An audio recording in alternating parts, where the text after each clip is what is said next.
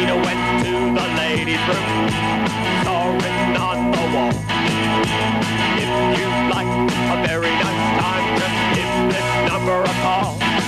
It was 6060842, and I'm waiting for you. 6060842, And I'm waiting for you.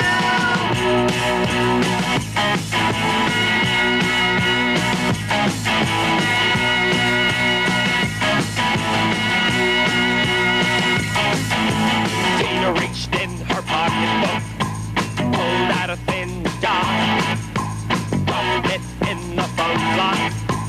Hey, she get the line. It was 6060842. And I'm waiting for you. 6060842. And I'm waiting for you. Dial the number to call. Get no answer at all. Timed in the slot, ready to trot. 6060842. I've been trying all day, and I'm making no headway. Operator, what's wrong? I dial stupid number all day long. Operator said, your number's been disconnected. Your number's been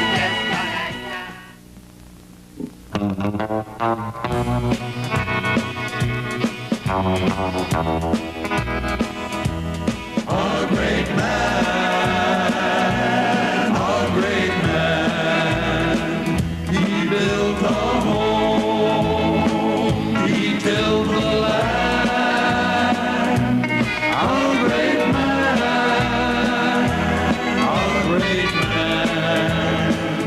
he raised a family with firm but gentle hand. Every man is great in his own right. In the battle of life, he wins the fight. He wears a smile through thick and thin.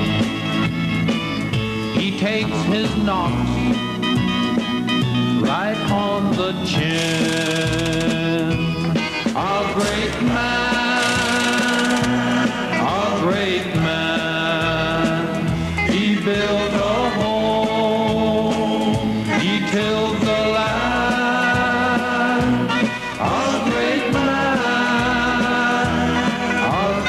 man, he raised a family with firm but gentle hands. When that great day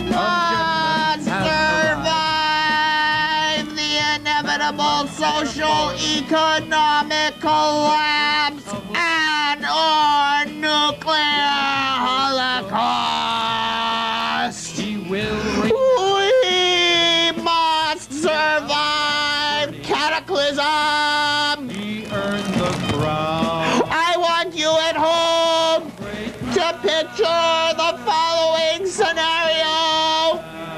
The bomb has already dropped. A group of survivalists, including a young man named Tom, are out in the bush. Tom and his survival group had been living in a mountain hideaway for nearly a year now. He was out on a routine patrol with his Colt 45 government model and Gerber Mark II on his belt and an AR-180 in his hands. And shake his He thought he was prepared for anything. to him. Tom had been out for several hours with the temperature already over 95 degrees and climbing. He skirted the meadow, staying in the woods and brush, even though members of his group had seen no one in months. He came to clear, bubbling creek he knew very well, and stopped to fill his canteen. The water looked pure, but Tom put 2 halazone tablets in the canteen anyway, just to be safe. A little farther along, he found some watercress that would go nicely with his jerked rabbit for lunch. Then Tom went deeper into the brush to sit and enjoy his lunch. He rinsed the watercress in the halazone-treated water and started to munch his jerked rabbit with fresh watercress and washed it down with water from his canteen. Unknown to Tom, he had just eaten infective worms and become infected with tapeworms from the rabbit and liver flukes from the watercress. And after lunch, Tom continued his patrol. And then he smelled something dead. Cautiously, he circled around to find a dead squirrel lying quietly, and looking all around for some time, Tom saw nothing unusual. He approached the squirrel and turned it over with his boot. There were no bullet holes or snare marks to indicate trouble. He turned and completed his patrol uneventfully. Several weeks later, the group had all died. They all died. You see, Tom had been bitten by a starving flea whose esophagus was clogged with poison, picked up from the dead squirrel. Tom and his fellows had died of bubonic plague. She's gone. Knowledge and preparedness, not only equipment, is the key to survival. Equipment can make survival easier and more comfortable, but only knowledge and preparedness will save your life. And here to discuss preparedness with me today is my very special guest, Brother Zebulon. Brother Zebulon, welcome to the show. Thank you, Trevor. It's good to have you here, Brother Zebulon. You are a true survivalist. You are the best survivalist. Tell us, Brother Zebulon, how can we survive? Trevor, the passage which you quoted was truly inspirational. Thank you, Brother Zebulon. Survivalists, take heed. Take heed. Trevor says. Yes, take heed. For the end is near. The end is near. The time is now. The time is now. And we survivalists must be prepared for the end. The end. We must be prepared for the time of darkness. A time of darkness. A world of nightmarish hell. Nightmarish hell. I am prepared. People of Earth. I am prepared to survive. Researching pragmatic and I've been doing some research. planet is abundant in culture. I've been doing some research into survival. Trevor, Yes, Brother Zebulon. I have some facts. Some facts from Brother Zebulon. Friends and neighbors, we must be prepared for survival. We must be prepared for the end. I have been studying maps. Now it has been some time since great cities in our fair country have printed evacuation routes in telephone books. I think that is a mistake. To carry out our mission with minimal surveillance. We shall make our presence So I'm going ability to to support make a presentation to the city council in order that our fair citizens may learn more about evacuation. You see, because the urban centers will not be spared at the time of nuclear holocaust. Manitoba is a centrally located province, directly north of many, many bases and missile silos in the United States. And in this position, we are vulnerable to attack. We are vulnerable to widespread destruction and chaos.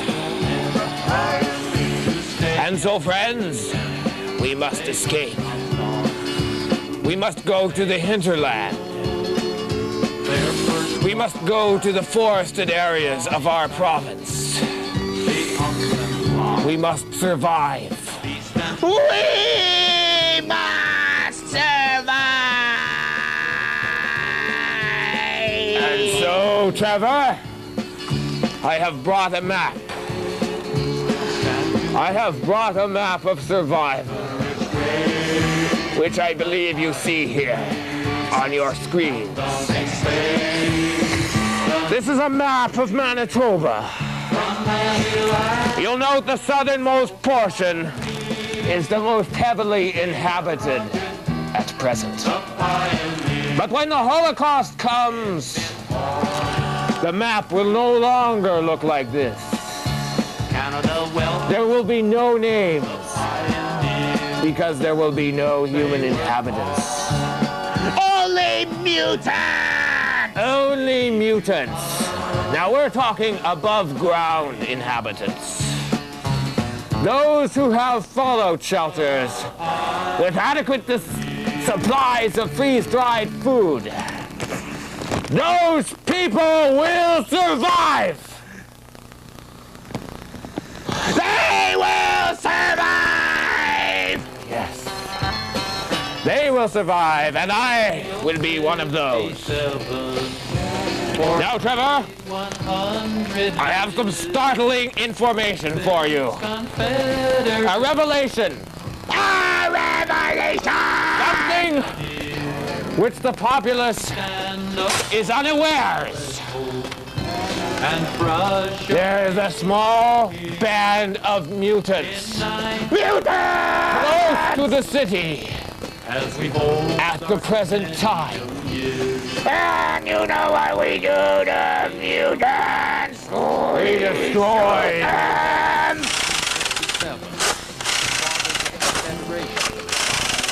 Now these mutants must be eliminated before they teach others to eliminate mankind. And so therefore I propose an expedition. An expedition to destroy mutants. To destroy the mutants! Using all The Northwest Territory, of our powers, British Columbia joined. all of our skills, Prince Edward Island joined. we, the survivalists, Extending Canada, can destroy the mutants the southern portion before the Holocaust, was being populated, before the end time, became the provinces of before the nightmare on Earth. In 1940, And in so doing, we will be prepared. province of this Not the mutants! Not the mutants! Now, my map illustrates an area where mutants have been detected. To the northeast of our fair city. To the northeast of Winnipeg. There are mutants! There are mutants! hybrid. And we must destroy the mutants. Now, Trevor, Won't you keep me company? in conference following the program, the exact location of these mutants will be told to you. They will be disclosed. Mark his words carefully. And now, before we go on, we will have ourselves a short musical break, and we will be back with Survival.